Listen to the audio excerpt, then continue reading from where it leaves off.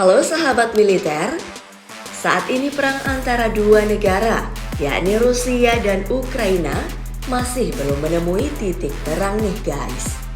Nah, pernah nggak sih kamu membayangkan jika ada antara dua negara yang mengalami sebuah crash atau konflik? Maka kira-kira apa ya dampaknya terhadap negara lain? Mengingat beberapa negara tentu memiliki hubungan bilateral yang baik antara negara lain dan juga ekspor-impor yang tentu akan berdampak besar terhadap perekonomian dunia guys. Nah, sehubungan dengan konflik yang saat ini masih memanas di perbatasan negara Rusia dan Ukraina, pada video kali ini Mimin akan mengulas mengenai dampak perang Rusia dan Ukraina terhadap ekonomi dan politik di Indonesia.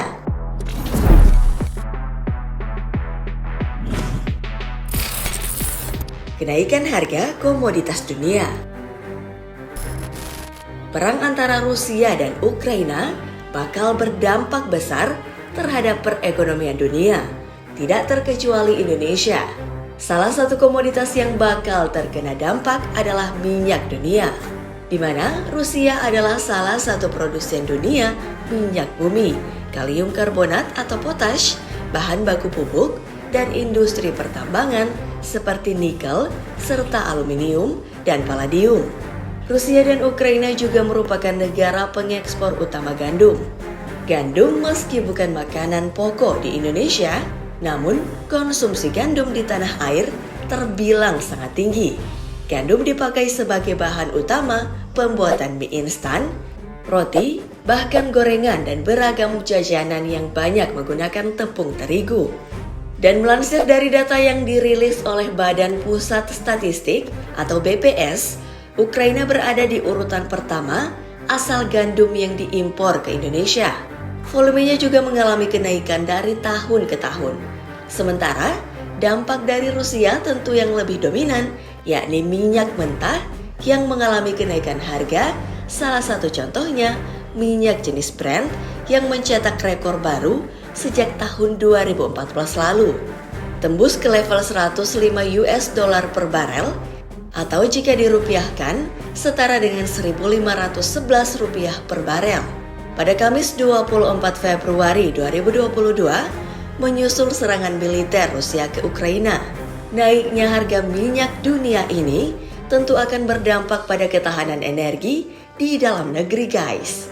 Peneliti Institute for Development of Economics and Finance atau INDEF, Asia M. Rajbini, juga mengatakan bahwa perang Rusia dan Ukraina dapat berdampak pada kenaikan harga minyak bumi yang diperkirakan meningkat mencapai lebih dari $100 per barel. Sementara itu harga bahan bakar minyak meningkat di Amerika Serikat dan Eropa sebesar 30%.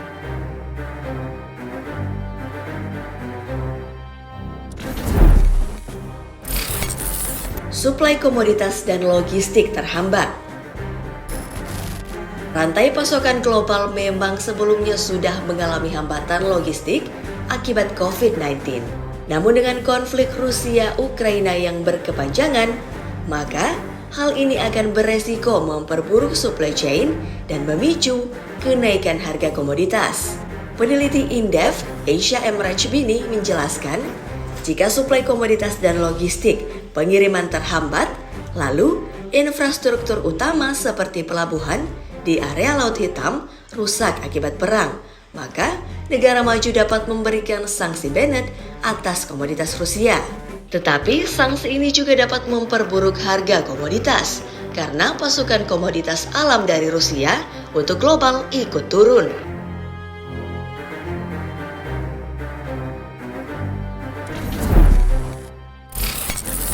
Potensi harga ekspor naik. Peneliti Mahmud Shaltout dari Paramadina Graduate School of Diplomacy mengatakan, kendati perang membuat kerugian dan krisis perdagangan maupun ekonomi, ada beberapa negara yang justru diuntungkan. Ia mencontohkan negara penghasil emas, perak, aluminium dan nikel seperti Indonesia mengalami kenaikan harga komoditas saat konflik Rusia-Ukraina berlangsung. Untung dan rugi secara ekonomi maupun perdagangan dalam konflik Rusia-Ukraina ini bukan hanya bergantung pada sisi mana kita berpihak secara politik, ke Rusia atau Ukraina, tapi juga bergantung pada interdependensi perdagangan kita. Apakah dengan jejaring dagang aliansi besar Rusia ataukah aliansi Ukraina US-EU, dan juga secara khusus pada komoditas ekspor dan impor kita, kata Mahmud.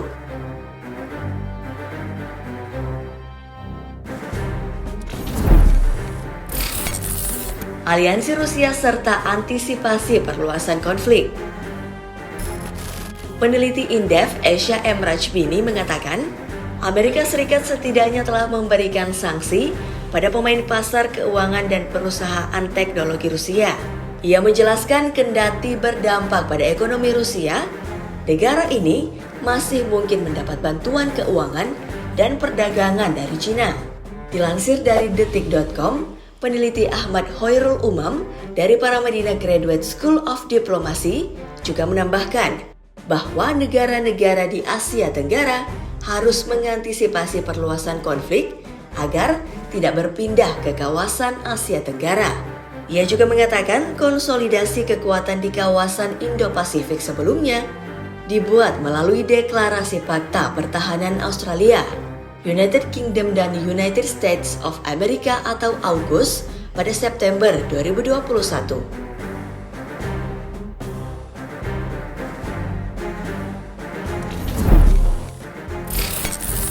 Pemulihan ekonomi pasca COVID-19 terancam lebih rendah. Jika perang berlanjut, kata Esha, pemulihan ekonomi global juga terancam akan lebih rendah dari prediksi awal. Ia mengatakan pemulihan ekonomi dunia post-COVID-19 dengan ancaman inflasi sebelumnya telah terlihat di beberapa negara maju seperti Amerika Serikat hingga Indonesia.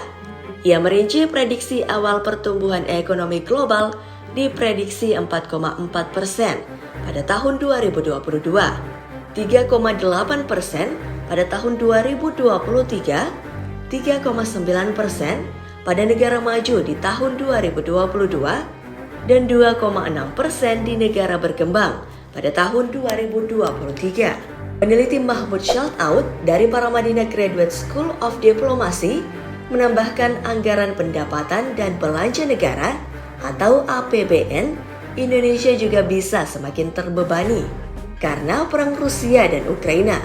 Sebab sebagai negara pengimpor minyak bumi, harga minyak yang melambung beresiko mengganggu pertumbuhan ekonomi Indonesia yang membaik pada tahun 2021.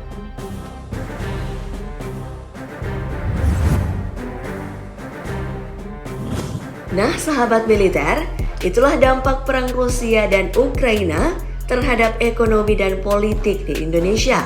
Semoga tayangan tadi dapat menambah wawasanmu. Jika kamu punya pendapat atau opini, boleh tulis di kolom komentar ya. Like dan share juga video ini. Thanks for watching.